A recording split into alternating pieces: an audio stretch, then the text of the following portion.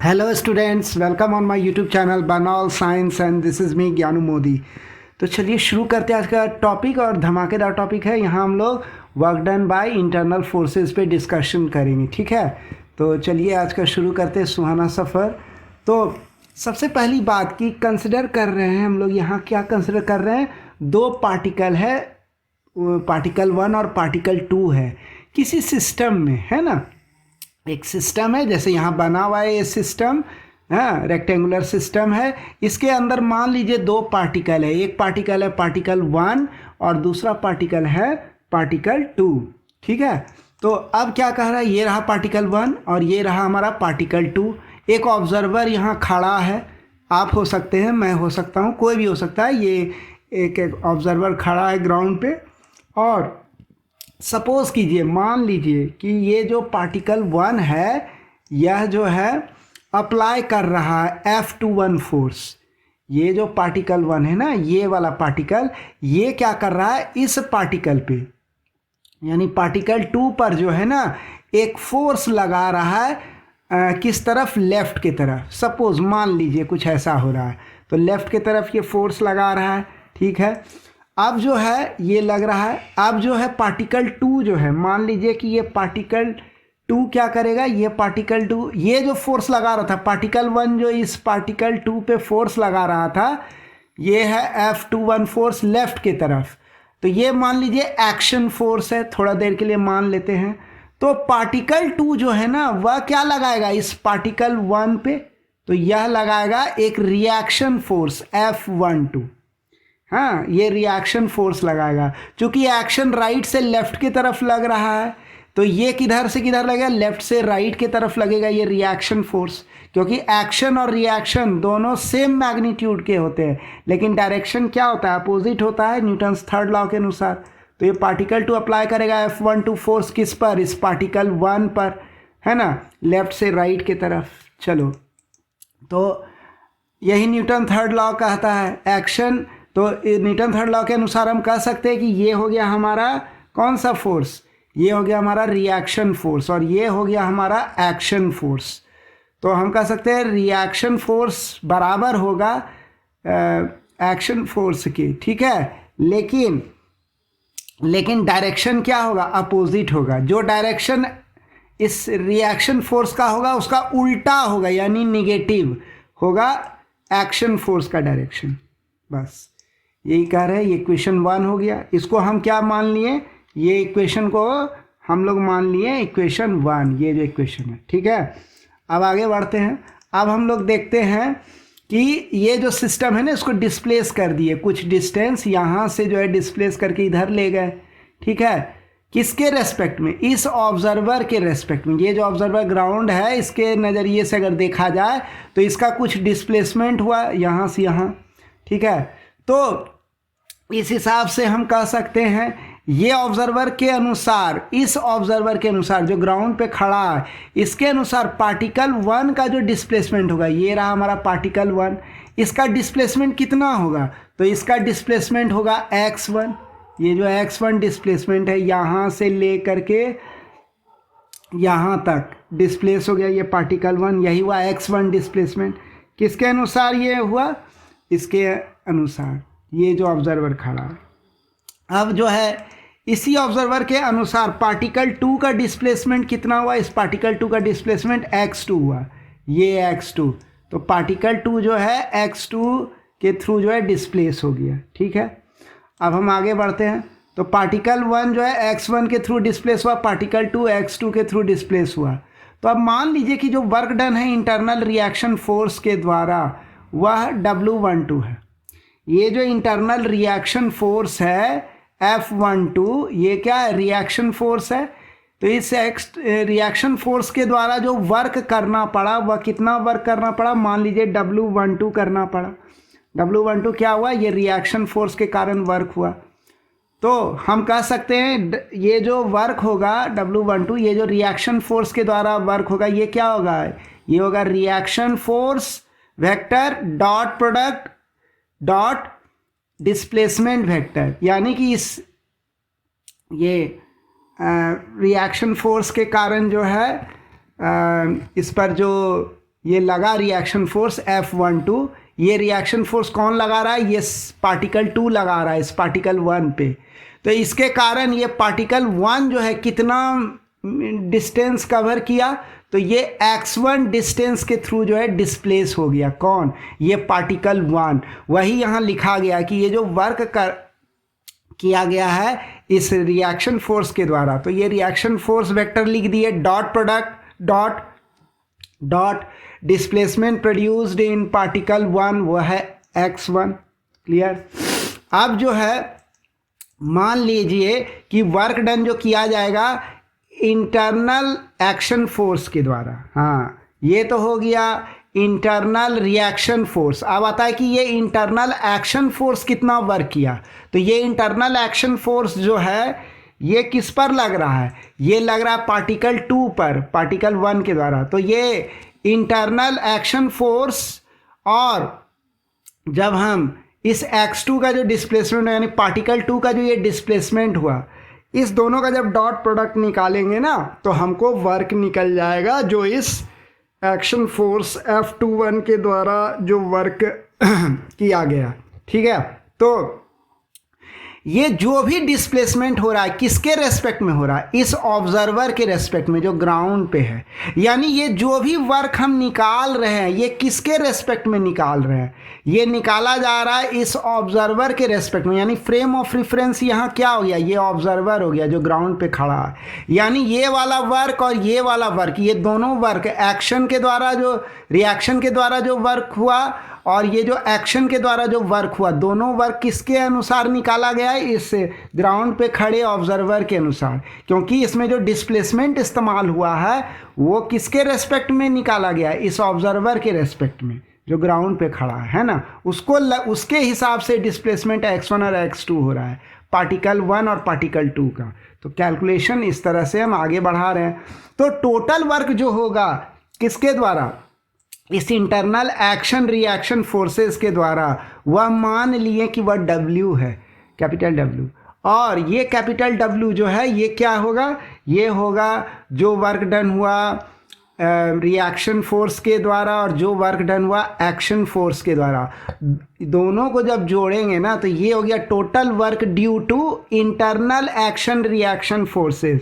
तो ये हमारा हो गया। तो अब हम लोग वर्क जो है यह कह सकते हैं ये एक्शन फोर्स और x1 डिस्प्लेसमेंट का डॉट प्रोडक्ट, ये हो गया ये हुआ रिएक्शन फोर्स और x1 डिस्प्लेसमेंट वेक्टर का डॉट प्रोडक्ट, ये हो गया एक्शन फोर्स और x2 डिस्प्लेसमेंट वेक्टर का डॉट प्रोडक्ट, है ना। यही हो गया आपका W21 और ये हो गया आपका W12। अब जब सॉल्व किए इसको, ये हो गया हमारा इक्वेशन नंबर 2। हमको याद है इक्वेशन नंबर 2 ये है और इक्वेशन नंबर 1 ये है ना। F12 दैट यानी कि action reaction force is equal to action force in magnitude but opposite in direction, ये था हमारा इक्वेशन 1। तो अब क्या करेंगे, अब कह रहा है कि इक्वेशन 1 से जो है ना उठाएंगे F12 का वैल्यू। तो F12 का वैल्यू क्या है, वह है -F21। यानी कि इक्वेशन 2 में हमको क्या करना है, F12 इसको हटाना है और इसके बदले ये वैल्यू सब्स्टिट्यूट कर देना है, यानी यहाँ डाल देना है। तो जब हम ऐसा करेंगे तो क्या हो जाएगा, ये हमारा इक्वेशन बन जाएगा। आप देख लो यहाँ हम लोग F12 के जगह क्या लिखे हैं, -F21। अब हम लोग इसको फर्दर सॉल्व करेंगे तो ये क्या हो जाएगा, F21 यहाँ भी है, F21 यहाँ भी है, तो एक कॉमन आउट कर सकते हैं हम। यानी कि हम F21 को वेक्टर को क्या किए, कॉमन आउट कर लिए, डॉट ये यहाँ पर क्या आ गया, ये आ गया हमारा x2 और ये -x1, तो यहाँ पर आ गया ये -x1। क्लियर हो गई बात, समझ में आ रहा है। तो अब हम जो है अगर रिलेटिव वेलोसिटी और रिलेटिव डिस्प्लेसमेंट वाला कंसेप्ट पढ़े होंगे तब हम यहाँ क्या कह सकते हैं, हम यहाँ कह सकते हैं कि ये जो x2 -x1 है, यानी ये जो इतना सा पार्ट है ये दरअसल में क्या है, ये दरअसल में रिलेटिव डिस्प्लेसमेंट है ना। ये रिलेटिव डिस्प्लेसमेंट है किसका, पार्टिकल 2 का विथ रेस्पेक्ट टू पार्टिकल 1, है ना। ये पार्टिकल 2 का हो गया relative displacement with respect to particle 1 हो गया।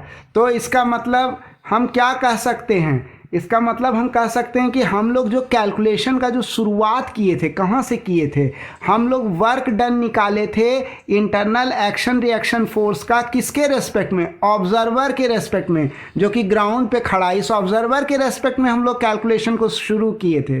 यानी फ्रेम ऑफ रेफरेंस क्या था, ये ऑब्जर्वर था जो ग्राउंड पे खड़ा था। लेकिन जब कैलकुलेशन आगे बढ़ा और जब ख़त्म हुआ, हमारा फाइनल रिजल्ट जो आया वो हमको यह आया। और यह रिजल्ट हमको क्या कह रहा है, यह रिजल्ट हमको कह रहा है कि ये जो टोटल वर्क होगा ना इंटरनल एक्शन रिएक्शन फोर्स का, वह किस पे डिपेंड करेगा, वह जो है that depends on relative displacement of one particle with respect to another particle of the system under consideration।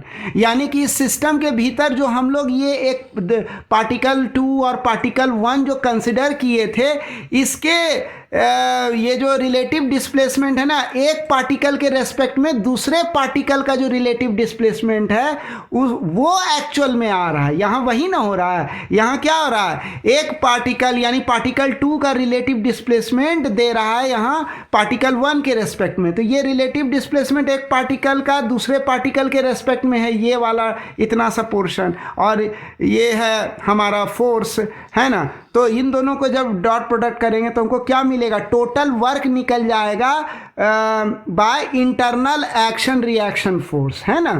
तो ये हमको निकल जाएगा। तो इससे क्या निष्कर्ष निकला, इससे यह निष्कर्ष निकला कि ये जो टोटल वर्क होता है ना इंटरनल एक्शन रिएक्शन फोर्स का, वह सेम होगा with respect to any external observer. यानी कि आप एक्सटर्नल ऑब्जर्वर कुछ भी रख दो, मान लो अभी ए रखे हैं, या मान लो कि कुछ देर के बाद हम कोई दूसरा एक्सटर्नल ऑब्जर्वर रख दे, बी रख दे, तो ऐसा नहीं है कि ये वैल्यू जो है टोटल वर्क डन का इंटरनल एक्शन रिएक्शन फोर्स, यानी जो सिस्टम के भीतर जो ये जो रिएक्शन फोर्स और ये जो एक्शन फोर्स काम कर रहा है एक सिस्टम के अंदर, तो ये दोनों तो हो गया इंटरनल फोर्स हो गया। तो ये जो इंटरनल एक्शन रिएक्शन फोर्स होता है ना, इसके द्वारा जो वर्क डन होता है, इसका मतलब यह हुआ यह वर्क डन जो है ना किसी भी ये जो फ्रेम ऑफ बाहरी फ्रेम ऑफ रेफरेंस है ना उस पर डिपेंड नहीं करता। हालांकि हम लोग कैलकुलेशन शुरू किए थे बाहरी फ्रेम ऑफ रेफरेंस को लेकर के हम लोग चले थे, लेकिन ये बाद में फाइनल रिजल्ट जब आया ना, तो यह एक तरह से हमको क्या दे रहा है, ये डिस्प्लेसमेंट दे रहा है हमको सिस्टम के भीतर ही एक पार्टिकल का दूसरे पार्टिकल के रेस्पेक्ट में या दूसरे पार्टिकल के रिलेटिव में। तो इसका मतलब यह हुआ कि ये जो चीज़ तैयार हो गई ना x2 माइनस x1, यह हमें इस तरफ इशारा कर रहा है कि आप भले किसी को मान लो, आप फ्रेम ऑफ रेफरेंस किसी को मानो, लेकिन जब फाइनल आप वर्क डन निकालोगे ना किसी इंटरनल फोर्सेस के द्वारा, ये जो इंटरनल फोर्स है एक्शन रिएक्शन फोर्स, इसके द्वारा जब टोटल वर्क डन निकालोगे ना, इन दोनों को मिला के जो टोटल वर्क डन होगा ना, वह जो है इस फ्रेम ऑफ रेफरेंस पे डिपेंड नहीं करेगा, है ना। वह इस फ्रेम ऑफ रेफरेंस पे डिपेंड नहीं करेगा, बल्कि वह किस पे निर्भर करेगा, उसी सिस्टम के भीतर जो उन दोनों पार्टिकल को कंसिडर किए, उसी में से एक पार्टिकल का जो दूसरे पार्टिकल के रेस्पेक्ट में जो डिस्प्लेसमेंट होगा, रिलेटिव डिस्प्लेसमेंट, उस पर डिपेंड करेगा। और वही relative displacement x2 minus x1 है जिस पर डिपेंड करेगा वर्क। क्लियर हो गई बात। यानी कि ये वर्क जो होता है ना टोटल इंटरनल फोर्स के द्वारा एक्शन रिएक्शन फोर्सेस के कारण ये जो टोटल वर्क डन होगा ना, ये फ्रेम ऑफ रेफरेंस के इंडिपेंडेंट होगा, है ना। ये किसी भी फ्रेम ऑफ रेफरेंस पे डिपेंड नहीं करेगा। इसीलिए यहाँ कहा गया है, फाइनल कहा गया है कि total work done by action and reaction force is independent of choice of reference frame. आप कोई भी रेफरेंस फ्रेम चुन लो, घूम फिर के वही आंसर आएगा टोटल वर्क डन का by action force and reaction force, है ना। और वर्क डन, इसलिए हम यह भी कह सकते हैं कि वर्क डन जो होगा ना, सभी इंटरनल फोर्सेस, कोई भी सिस्टम है उसके भीतर जितना भी इंटरनल फोर्सेस है, ध्यान दीजिएगा यहाँ कहीं भी एक्सटर्नल फोर्स का जिक्र नहीं हो रहा है, मतलब किसी भी सिस्टम का टोटल इंटरनल फोर्स के कारण जो वर्क डन होगा ना, वह चॉइस ऑफ रेफरेंस फ्रेम के इंडिपेंडेंट होगा। मतलब आप कोई भी फ्रेम ऑफ रेफरेंस चुन लो, उससे कोई फर्क नहीं पड़ता है, वर्क डन जो है ना सभी इंटरनल फोर्स फोर्सेस के कारण जो है ना, एक सिस्टम के भीतर जितने भी इंटरनल फोर्सेस हैं उनके कारण जो वर्क डन है ना, वो हर कोई भी फ्रेम ऑफ रेफरेंस आप चुनो, वो सभी फ्रेम ऑफ रेफरेंस को चुनने के बाद वो सेम आएगा। अलग अलग फ्रेम ऑफ रेफरेंस से होने से कोई फ़र्क नहीं पड़ेगा। ऐसा नहीं होगा कि वर्क डन अलग अलग हो जाएगा, बल्कि वर्क डन सेम आएगा। यही इसका निष्कर्ष है, इसका क्रक्स है, निचोड़ है। ठीक है, तो मुझे पूरी उम्मीद है कि आपको ये वीडियो अच्छा लगा होगा, काफ़ी इन्फॉर्मेटिव लगा होगा और कुछ अच्छा आप लोग सीखे होंगे। ठीक है, तो अगर आपको ये वीडियो अच्छा लगा तो प्लीज़ ज़्यादा से ज़्यादा लोगों के साथ शेयर कीजिए। हमारे इस प्यारे से यूट्यूब चैनल बर्नॉल्ड साइंस को लाइक कीजिए, सब्सक्राइब कीजिए, बेल आइकन को प्रेस करना मत भूलिए और हो सके तो थोड़ा कमेंट ज़रूर लिखिए, आपको कैसा लगा, अच्छा लगा, नहीं लगा, है ना, जिससे कि हमारा भी हौसला बढ़ेगा और है ना। ठीक है, तो फिर कल मिलते हैं एक धमाकेदार नए टॉपिक के साथ। सो टिल देन अलविदा कहने का समय आ गया। Thanks for watching the video.